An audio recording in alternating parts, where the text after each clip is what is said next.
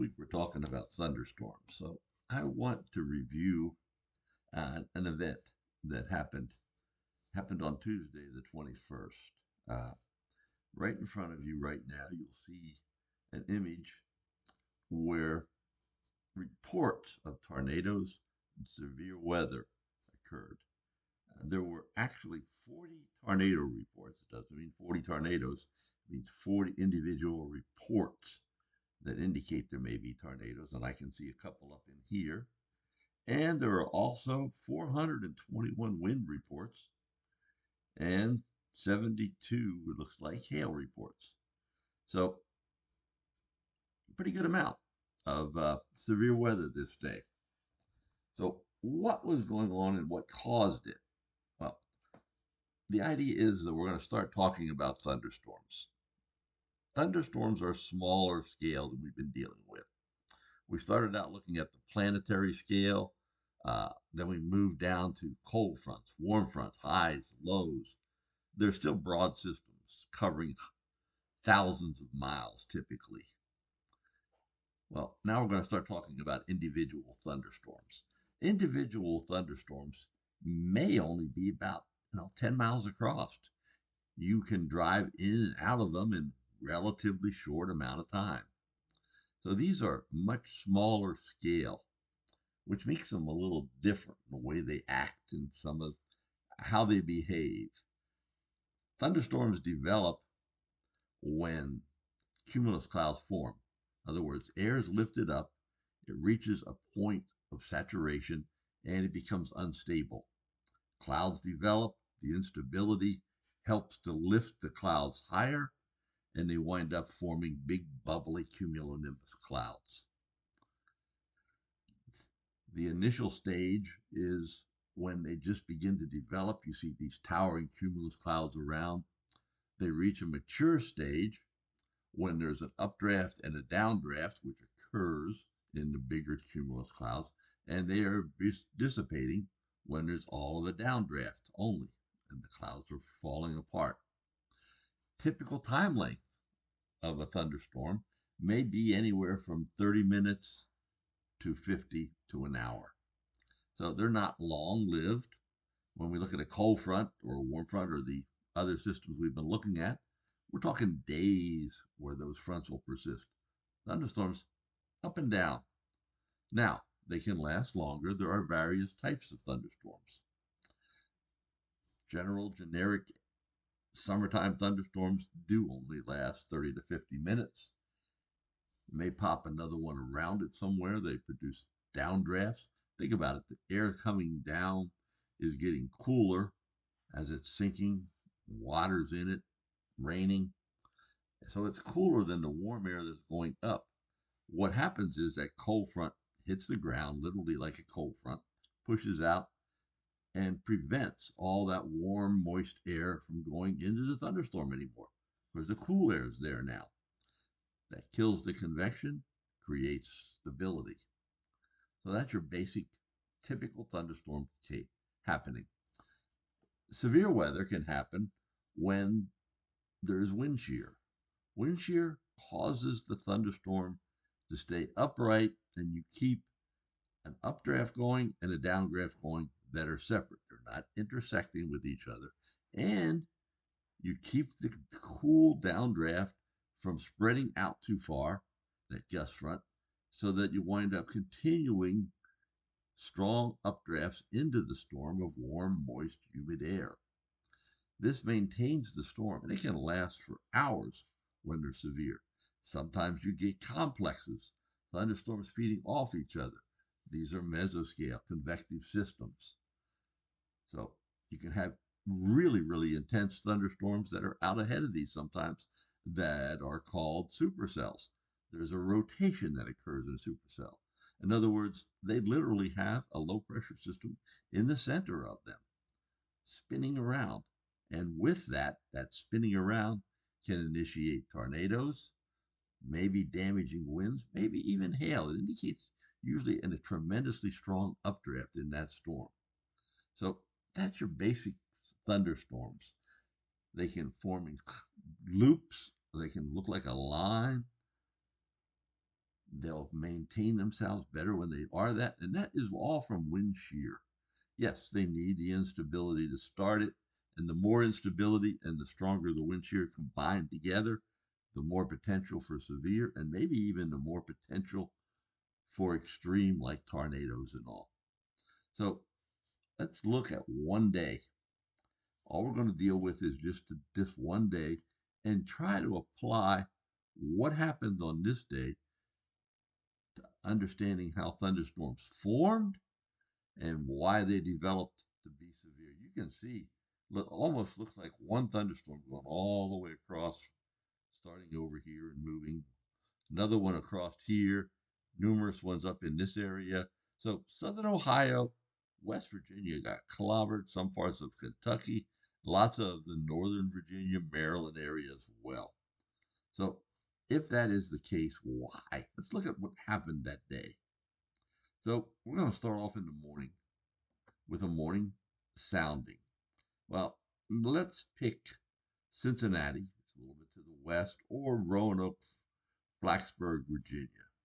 So maybe we'll start with Blacksburg today. Well, this is the morning observed sounding before these thunderstorms started. So 21st at 12Z, this when it's Eastern Daylight Time is 8 a.m. So you have here the skew T. The difference between a skew T and what we've been Stuvie diagrams, which you've been looking at, is the temperature, which is at the bottom here. The lines go to the right. You'll notice them up here. Instead of going straight up and down, they tilt to the right. That's the only real difference. Also, you'll notice there's a little more 850s, a little more compressed, and then the 700 to 500, they spread out a little more on the left with height.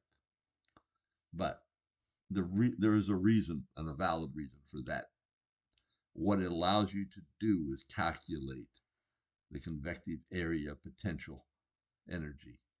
So that is something that meteorologists use to understand stability, how unstable the air may become.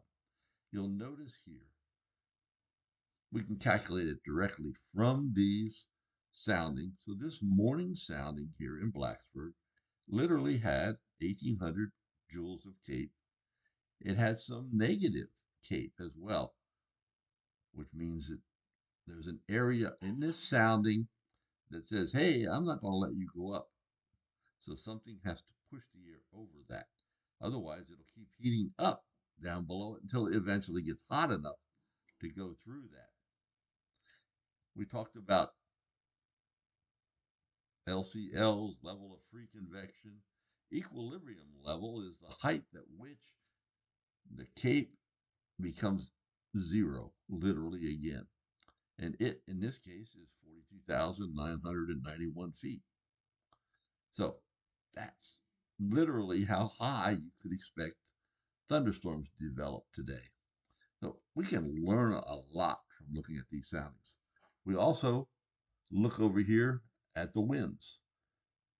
This is a little funky diagram that has wind direction and wind speed. All you're doing is plotting depending on where the wind speed is. The wind speeds aren't real great. They're coming out of the southwest, and then they switch and become much, much stronger. We're 40 knots here. So we have, with that thing, we have a tremendous curve in the wind. That's wind shear. So we've now learned that we have some definite instability here, potential for a lot more. We have some strong winds that have some wind shear. So just looking at this air mass, this one location, but it probably is pretty representative of a lot of the area from parts of West Virginia all across eastern parts of Ohio and all the way through over to the coastline here of what the air mass looked like in a three-dimensional picture. So let's look a little bit then at some observations here. This is just a image of the morning. We're starting off with some thunderstorms here early in the morning. And if I loop this image, notice how the thunderstorms increased. Even a new line formed out ahead of it, and more came down. So there were several rounds of thunderstorms that developed this day and moved through. So we're going to stop that image. And I want to look at surface observations. And you can start out at 12Z again. We have here southerly winds here out ahead of this cold front. That's a pretty good cold front, looking like probably right through Michigan here, uh, Wisconsin, and then down in through parts of Indiana. Notice temperatures on one side of it in the 60s, northwest winds, gusting up to 25 miles an hour. The east side of it, southerly winds, southeast even some areas. Dew points in the 70s, temperatures in the 70s at this time of day. So that is going to generate a lot of lift as it's moving east. So let's move along.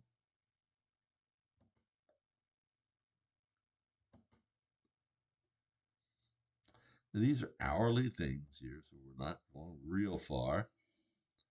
And this is 18Z, which would be 2 o'clock in the afternoon. The front has now passed into western parts of Ohio. Good southwest flow here across West Virginia and Virginia.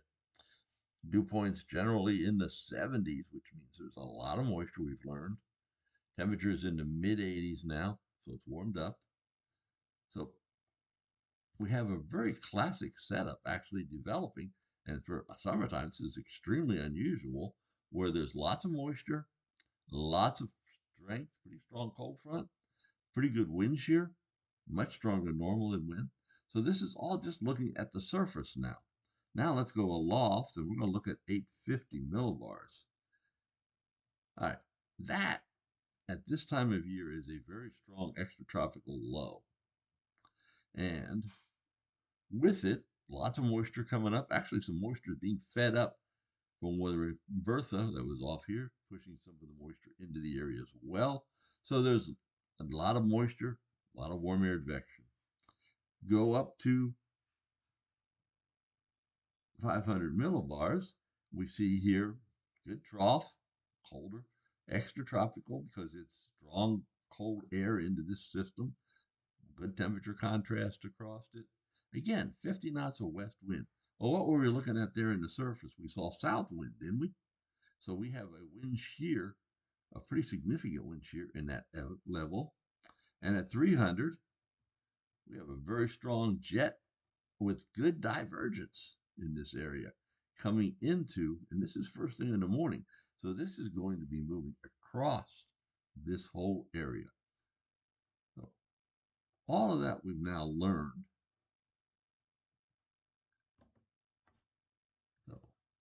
So let's take a look then at the surface analysis that went with this. Initial morning, we have a warm front that's moved north of the area, and that cold front that we were looking at on the ops.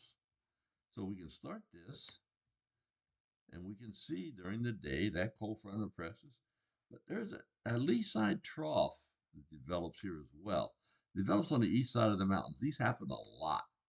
There's a reason for that we haven't really talked about. But when winds move from west to east across mountains, they tend to slow.